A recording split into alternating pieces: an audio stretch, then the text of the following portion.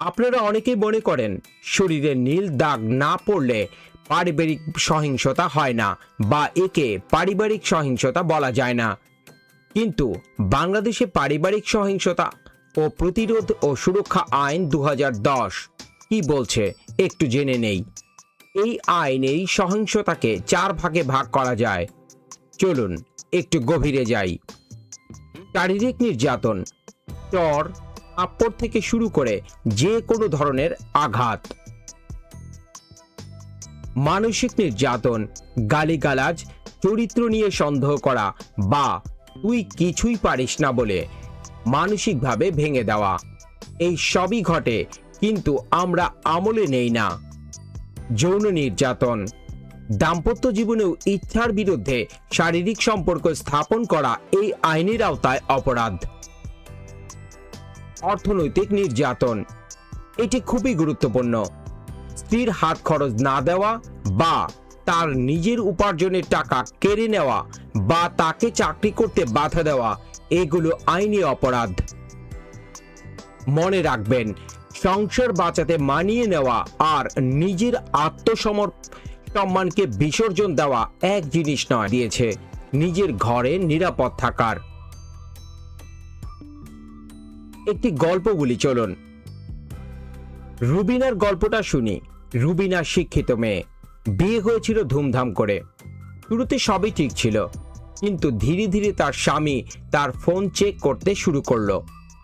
বাবার বাড়ি যেতে বাধা দিত, এমনকি সামান্য তরকারিতে লবণ কম হলেও সবার সামনে তাকে অপমান করত।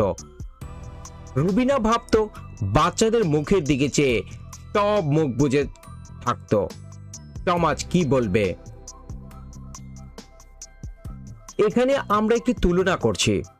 রাস্তায় যদি কোনো ছিনতাইকারী আপনার ফোন কেড়ে নেয়, তখনই আপনি চিৎকার করতে শুরু করেন, পুলিশের কাছে যান, অথচ ঘরের ভেতরে যখন আপনার মানসিক শান্তি ছিনতাই করা হচ্ছে তখন আপনি চুপ থাকেন। ঘর কি আপনার অপরাধ লুকানোর লাইসেন্স? একদম না।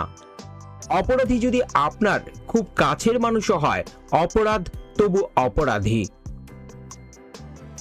যদি এমন আপনি এই মুহূর্তগুলোর মধ্যে পড়েন, তাহলে আপনার উপর আক্রমণ হয়, তবে আপনি তর্কে না জড়িয়ে 4টি কাজ করুন দ্রুত।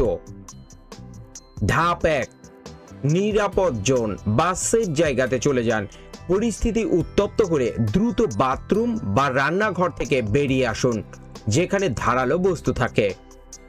বারান্দা বা মেন দরজার কাছে যান, যেন প্রতিবেশীরা আপনার চিৎকার শুনতে পায়।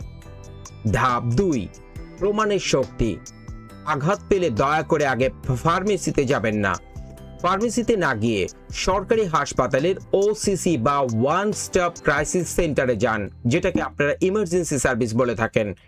সেখানকার মেডিকেল রিপোর্টটাই আদালতে আপনার সবচেয়ে বড় অস্ত্র হবে। ধাপ 3, আইনি রেকর্ড বা জিডি। নিকটস্থ থানায় গিয়ে জিডি করুন। অনেকে ভয় পান পুলিশকে বললে সংসার ভেঙে যাবে, কিন্তু জিডি মানেই জেল নয়।